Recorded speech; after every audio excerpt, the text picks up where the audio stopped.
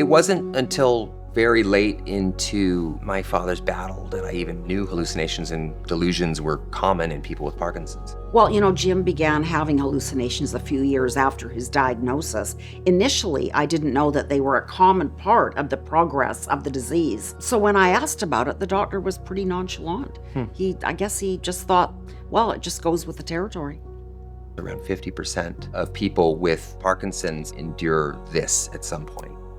My mom had a up close and personal exposure to it, but where they manifested themselves to me was kind of like a sort of a conspiratorial mindset. He began thinking strange things about the family and our motives, and there was just no way to talk him out of some of these things. The last many years of his life were very fraught because he was his own unreliable narrator because of some of the side effects associated with this disease. And he, I think he was robbed of, those are those moments that I probably would have loved to sit down and have a conversation, That's but just true. couldn't Yes. get there. He sort of lived in real denial for a long time. Well, he was no longer self-aware.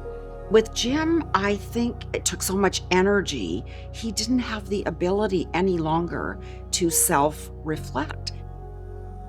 When people hear the words Parkinson's disease, generally people's minds go straight to motor impairment. Slowness, tremors, stiffness. What most people don't realize, including people with Parkinson's and their families, is that hallucinations and delusions can be part of Parkinson's. Parkinson's-related hallucinations and delusions can look different in each individual, and there's no way to accurately predict who will go on to develop hallucinations and delusions. Although these are more commonly seen in later stages of the disease, it can happen early in the disease as well.